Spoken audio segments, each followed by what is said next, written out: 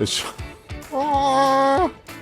hoffe, euch sind nicht die Ohren weggeflogen und euer Lautsprecher dürfte auch nicht kaputt sein, aber ich lege dieses Ding lieber mal zurück. Ich gebe dir das mal, bevor wir hier noch Schaden zufügen. Hast du das? Ja?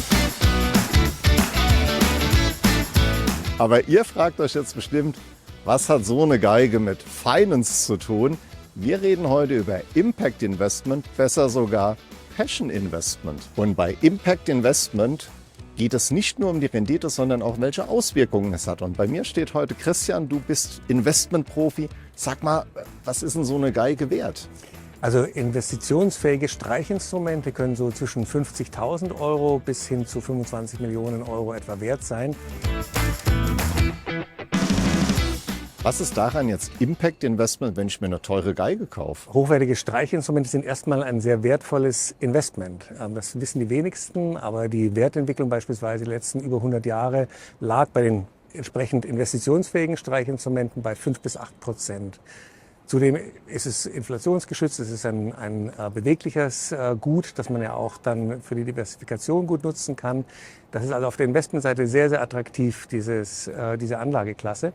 Der Impact kommt dann dazu ins Spiel, wenn man diese Instrumente einem sehr begabten Musiker, einer sehr begabten Musikerin leihweise zur Verfügung stellt, weil die Musiker, die auf Top-Niveau spielen, sich diese Instrumente selbst in der Regel nicht leisten können.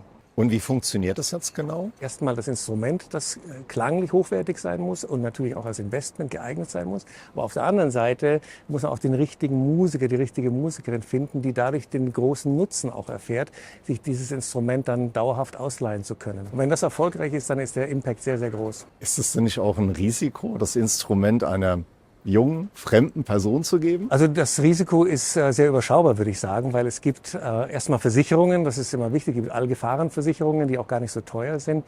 Aber das Wichtige ist, dass diese Musikerinnen und Musiker auf diesem Niveau extrem auf die Instrumente aufpassen. Man könnte es eigentlich so sagen, wenn die Musiker solche Instrumente gefunden haben, die perfekt zu ihnen passen, dann finden sie da ihre eigene Stimme.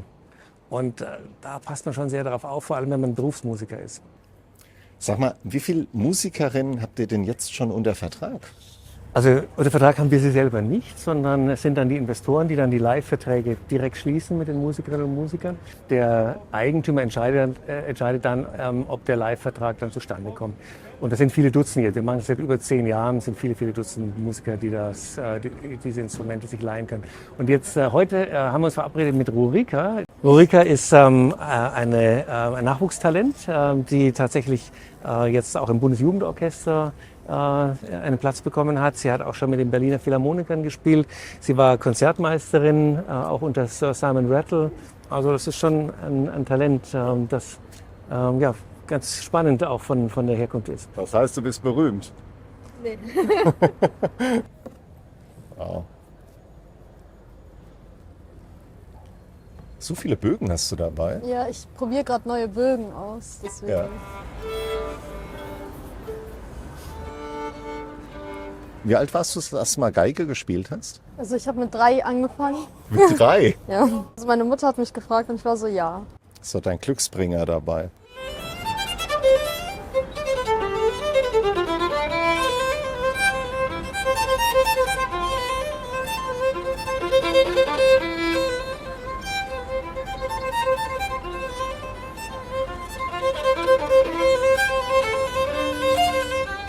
Diese Geige hat einen sehr großen Klang und ich hatte davor eine Geige, die hatte leider eher so einen leiseren Klang und ich bin da gar nicht durchgekommen. Leute haben mir gesagt, spiel lauter. Ich habe alles gegeben und es kam einfach nichts.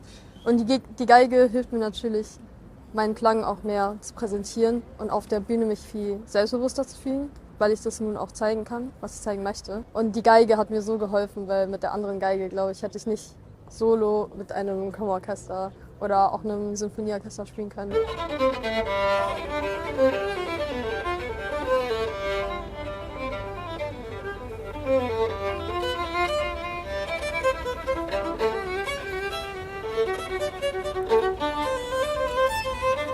Wieso kaufe ich nicht einfach so eine Geige und lasse die im Tresor liegen? Also es würde tatsächlich auch mehr wert werden, aber es ist viel, viel besser für ein Instrument, wenn es gespielt ist.